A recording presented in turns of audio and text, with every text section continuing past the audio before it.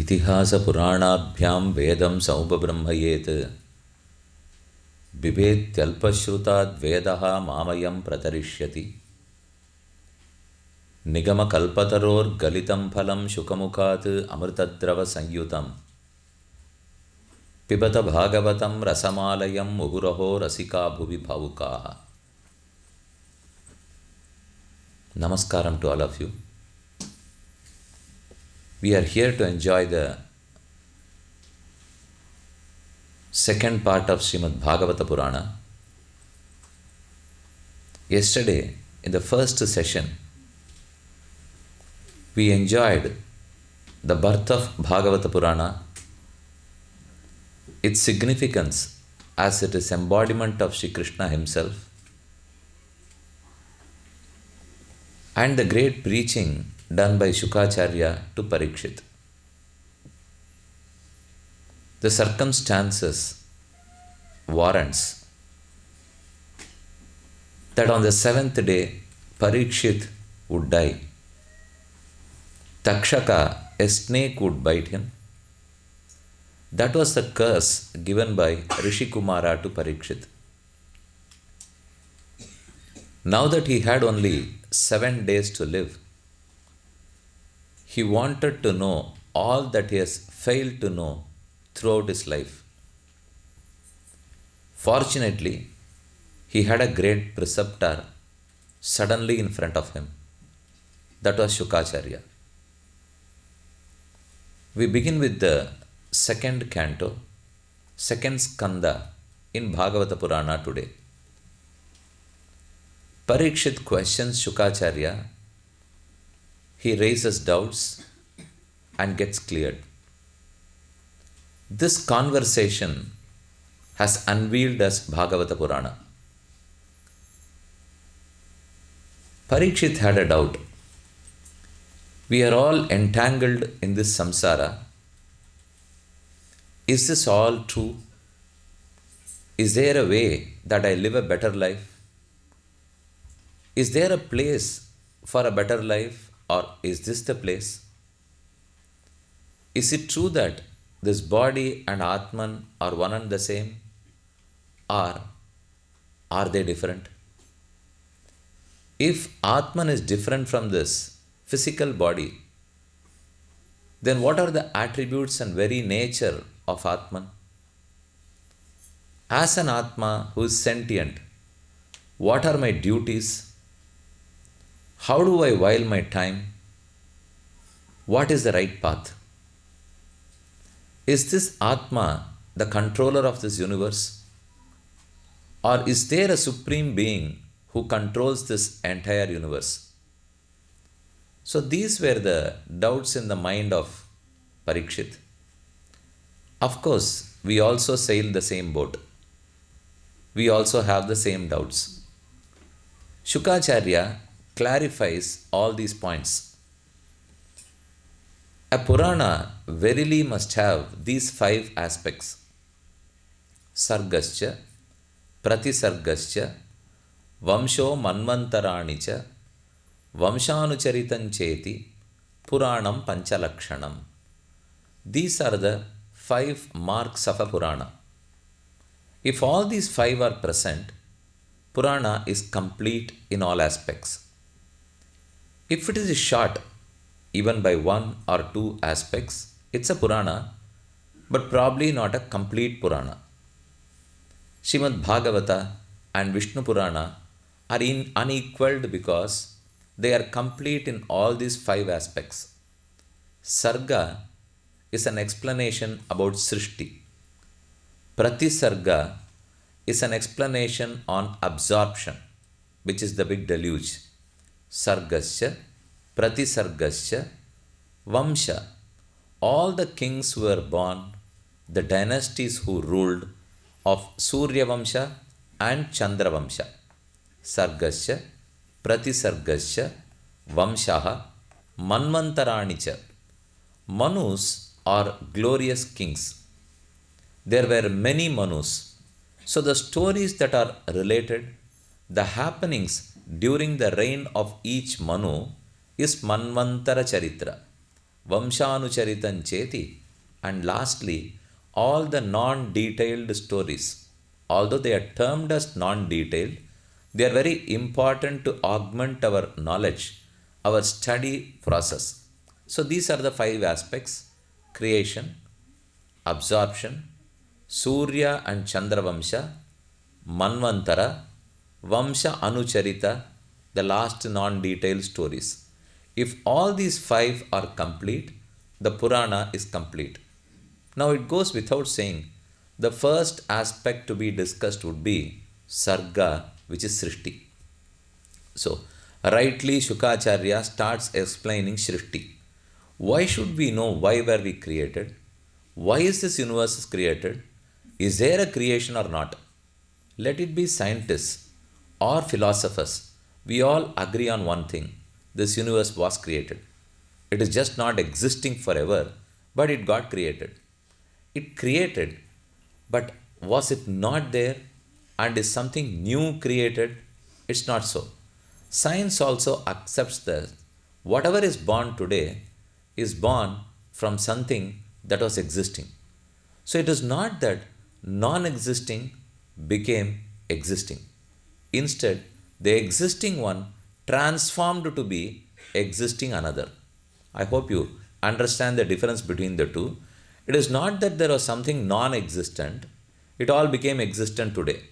That is known as Asatkaryavada. There are two Vadas, two schools. One is Satkaryavada, another is Asatkaryavada. Surprisingly, scientists and philosophers both agree on this term. Both propagate only Satkaryavada. Even scientists agree that we are all born, this universe is created from something that was existent. It's not that there was nothing and we all got created. There was something and that became something else. Satkaryavada. What was that something which existed? That is the most intriguing question. Something existed. Let it be an atom, or a dark hole, or a Big Bang, whatever theories you have read in your school and colleges, they are all true. They are all true to an extent that they talk about from an atom, big things are made. It's small that becomes big. Two atoms get together, or three atoms get together, they grow to be a molecule. Molecules fuse, they become big objects. So, from little, from subtle, you make the big, the gross, is the philosophy of scientists.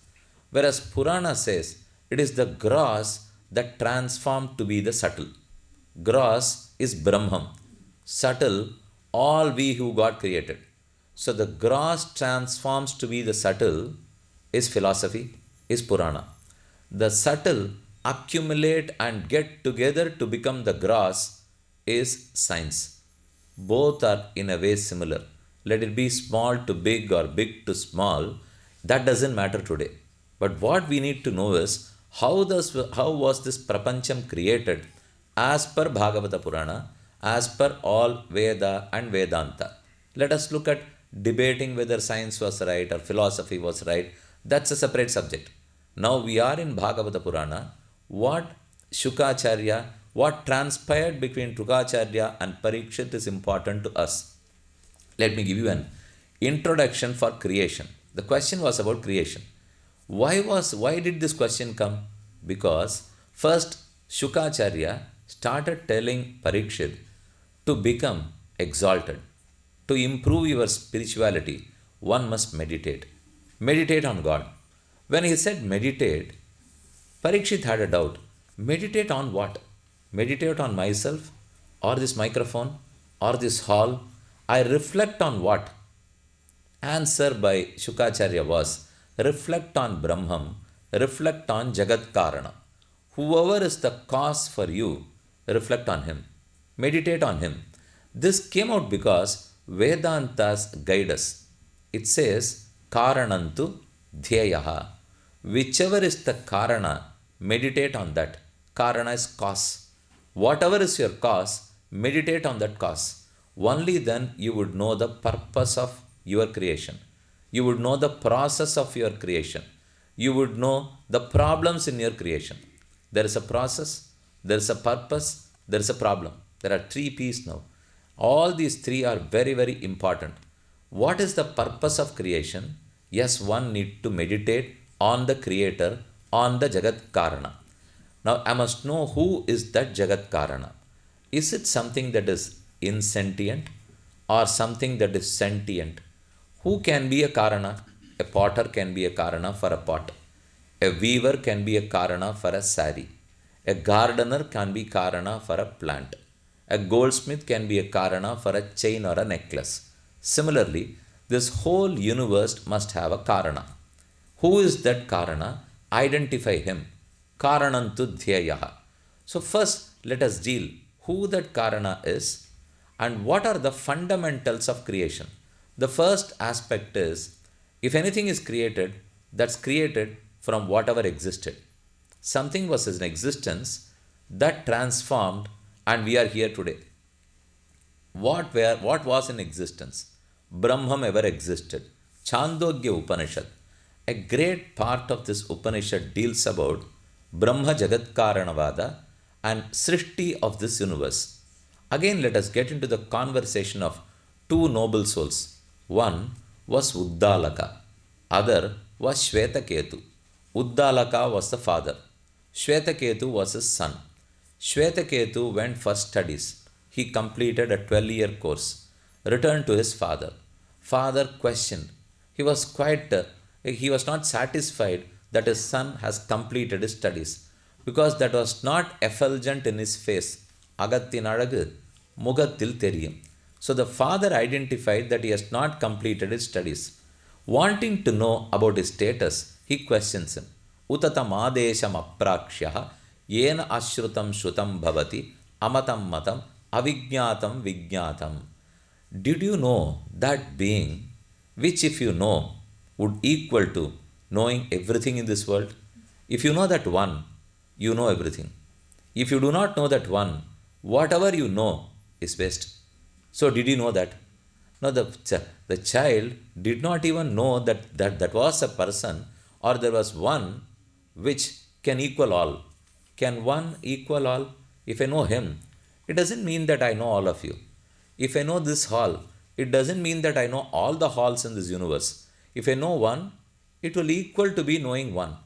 Can anything, knowledge of one, can be equated to knowledge of all? It can be.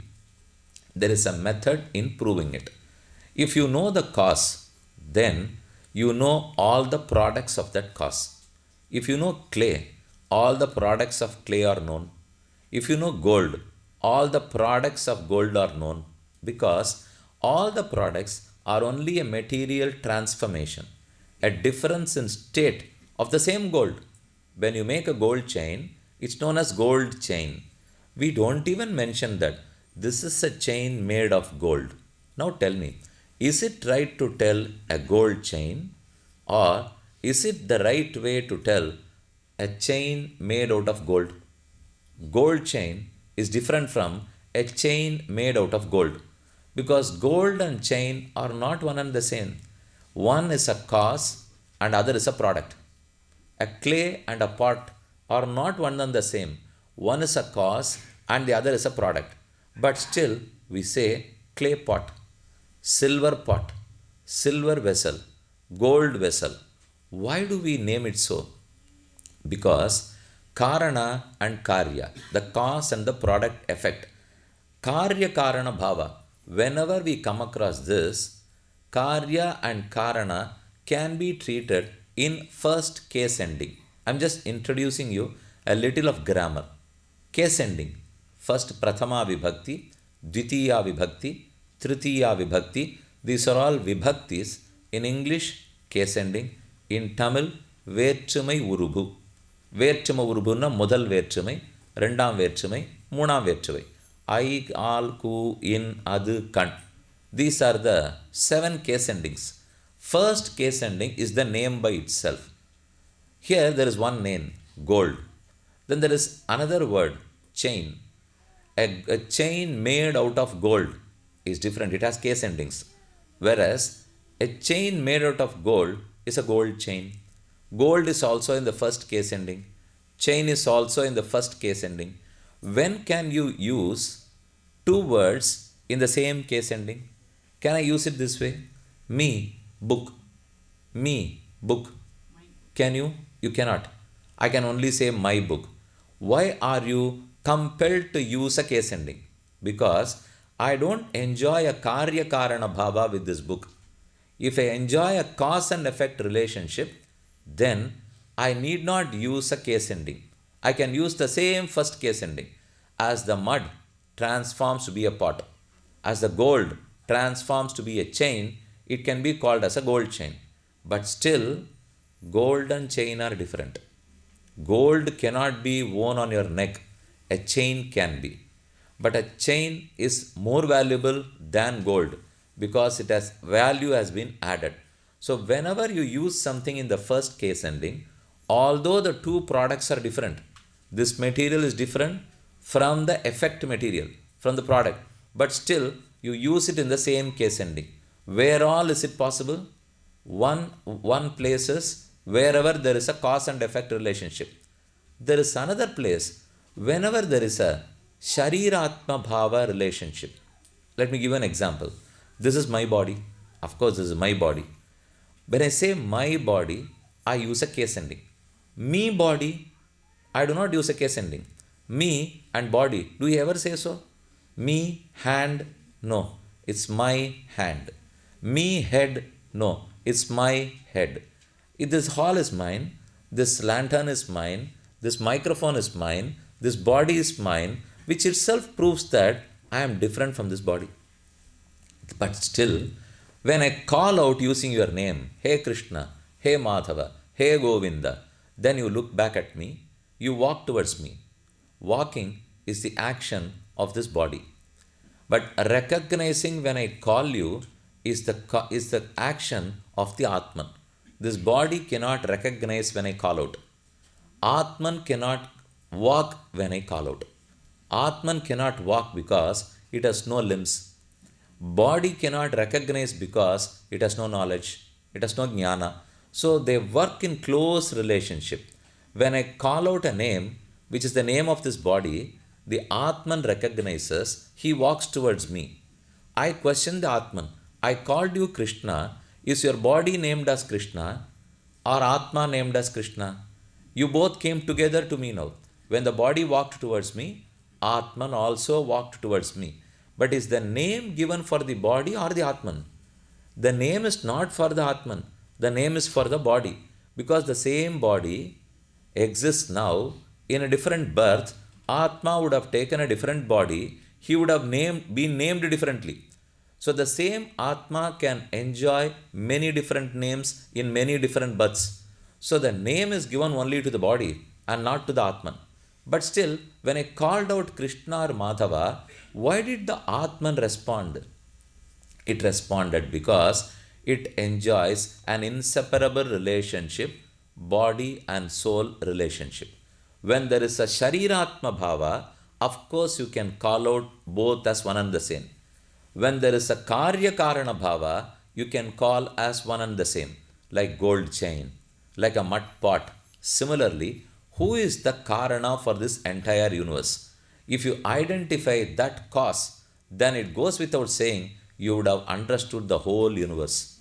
So it's too difficult to go with each and every place, every object and know. It's not possible. Instead, know the cause. It's easy. When you study mathematics, we try to solve many problems, but the concept of solving a problem is more important. If you're taught the concept, then hundreds and hundreds of problems can be given to you. You keep solving. That's for practice. But still, the concept is one. If you know this is a concept in algebra, all other problems follow. Similarly, when you know the cause, then you easily know all the products, all the effect. The question by Uddalaka to Shvetakesu was, do you know that cause? If you know that one cause, then you know everything else on earth. The child did not know. He in fact reciprocated. He responded to his father, no, I was the closest. I was very intimate to my teacher. Now he has not taught me. So probably the whole thing was not in the curriculum. If it was today's student, he would have told that the teacher was ignorant of this fact So he did not teach me. Fortunately, he was too old a student. So he did not say so. He said, I have not been taught. Oh Pitaji, can you tell me, is there an object? If I know that one, everything else is known. Is there one? Yes, there is one. Yatha ekena mritpindena sarvam mrinmayam vijñātam syāt. Ekena mritpindena. By knowing about clay, mritpinda, sarvam mrinmayam vijñātam syāt. All that is made out of clay is known. Ekena mritpindena. So the knowledge of one, in fact, transforms to be the knowledge of all, not even many. The knowledge of one becomes the knowledge of all. Yes, the son understood, but he was halfway through. He was not complete in his understanding. Because he said, yes, if I know cotton, I know the garments. If I know gold, I know all the products of gold. If I have known mud or clay, all the products of mud. But I have another doubt. Oh, my revered Pitaji, the doubt is, there are many karanams in this world. If I know one karanam, I'll know the products of that cause. But if I know gold, I will not know silver. If I know silver, I won't know iron. If I know iron, I won't know cotton. If I know cotton, I won't know clay. So there are many karanas in this world. There may be karyas, and for many karyas there may be one karana, but there are many karanas. How do I know all the karanas? If you know one karana, you can only know the karya of that particular karana. If I know cotton, I won't understand, I won't know that there's a gold chain. Knowledge of cotton will not culminate to be knowledge of gold chain. Knowledge of cotton can be about dhoti, about sari, about handkerchief, whatnot. So there are many, many karanas. The father was quite happy, because when you listen to some stories, you must be responsive. அப்பப்போ தலையான ஆட்டணும், அப்படின்னா தான் சரி கேட்டுருக்கான்னு அர்த்தம். If you just listen, two people keep listening. One who is just not open to listen anything. Two, one who has completed knowing. If you have completed, you are knowledgeable, you won't question. If you have not even begun, you won't question. எங்கே பாதியாக இருந்தாலும் கேள்வி வந்துட்டே இருக்குமோ இல்லையோ. So there was a question. The question is, if I know gold, I know the products of gold. If I know iron, I know the products of iron. But is there one karana, which is the karana for gold, for iron, for cotton, and for what? For all these karanas, they have to be a karana. And what can be known as karanasya karanam. Now please note the difference. Stage 1 is karyasya karanam. Stage 2 is karanasya karanam. Karyasya karanam is, for all the effects in this material world, there has to be a karana. For all the karana in this world, there has to be a much superior, much mightier karana. Is there one karana like that? Yes, and that is Brahman. Shvetaketu was quite astonished. Is there that one Brahman, which if I know, will culminate to be the knowledge of this entire universe? Yes, it is possible. So now let us know Brahma and Karya.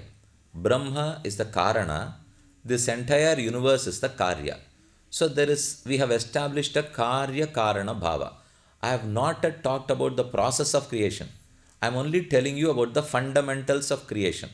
There is a creation, there is a Karana, a Karya. If you know the Karana, of course you would know the Karya. This much is accepted. Now let us explain who that Karana is and what are the characteristics of Brahman. That Brahman is the Karana. Gross Brahman creates the subtle beings. This Brahman is always in inseparable association with two other tattvas. This is known as Tattvatrayavada. There are three real entities. The first real entity is Ishvara. The second is Chetana, the Jivatma. And the last is Achetana, the mundane objects in this world. Ishvara, Chit, Achit. Chaitanya is knowledge. Chit, one who has knowledge. Achit, one who has no knowledge. So all the mundane things do not have knowledge. For example, this mobile phone, this paper, this microphone, all this, they are perishable on the one hand, and they are insentient on the other hand. So this is achetana. Much superior to achetana is chetana, which is you and me. I am an Atman, you are an Atman, and all around here are Atmans. Here is an Atma, here is an Atma, all are Atmans. These Atmans are termed as Chit, as they possess Chaitanya knowledge. This Chit and Achit are always in an inseparable association with Brahman. Please know the technical term Vishishta Brahman. Brahman is Vishishta.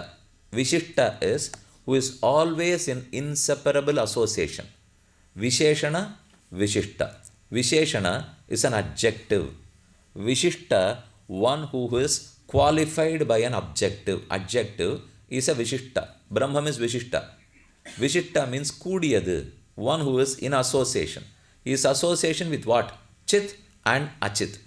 And surprisingly, this Chit Achit and Ishvara enjoy two important relationships. One, Karya Karana Bhava. Two, Sharira Atma Bhava. Unless we understand these two, it's going to be very difficult to go ahead with the process of creation. First one is Karya Karana Bhava. Brahman, Ishvara, is the Karana. Everything else is a Karya. Brahman is a Karana, the cause, and all other beings, let it be Chit or Achit, all are Karya. Secondly, Brahman is the soul. Brahman is the Atma. Everything else is a Sharira. Brahma is Atma and everything else is Sharira. So, Sharira Atma Bhava between Brahman and Chetana Chetana. Karya Karana Bhava between Brahman and Chetana Chetana. The very nature of Achit, Chit and Ishvara is what? Let me first tell you that this is the third concept. The first one you need to remember is the association of Brahman, the inseparable nature of Chit and Achit with Brahman, their Karya Karana Bhava, their Shariratma Bhava. Then the next to be understood is what is the nature of Achit? Its very nature is constant change. It changes, changes and changes. Only change is permanent. The change is very constant. The very nature would mean Swarupa. It's now very important for you. It's not enough that you remember only the English terms. It is more important that you make a note of the Sanskrit terms, because we can translate in English but not to its totality. You have to remember that with the Sanskrit names, Vishishta Brahman, he is Vishishta in association with what? Chit and Achit. So Chit and Achit are the Sharira. Brahman is the Shariri. Shariri. It's a sudden new terminology now. We all know about Shariram. Who is that Shariri? Me. This is my Shariram. One who possesses the Shariram is the Shariri. The Atma is also known as Shariri. The Sharira is also a Prakaram to me. I'll give you an example of Prakaram. Fragrance to a flower is Prakaram. Do you understand the difference between Sharira and Prakara now? This body is my Sharira. Fragrance, is fragrance Sharira to a flower? It is not. It's only an attribute to that flower. Now this Sharira is an attribute to the Atma? No. This is a Sharira to the Atma. So one is Shariratma Bhava, another is Prakara Prakari Bhava. How do we define both? If this is my Shariram, it has to live, it has to die, it has to sustain everything. I must be the beneficiary. I am the beneficiary of the Sharira. It should act according to my whims, fancies and wishes. I must ever protect the Sharira. It will not act on its own. It only act as per my wish. These are the qualities of this Sharira. Yes, this perishes. This constantly changes. When I was 1 year old, I looked different. 10 years, I of course looked different. At 52, I look entirely different. So this difference is not attributable to the Atman. Whereas this change has come about in my body. So it constantly changes.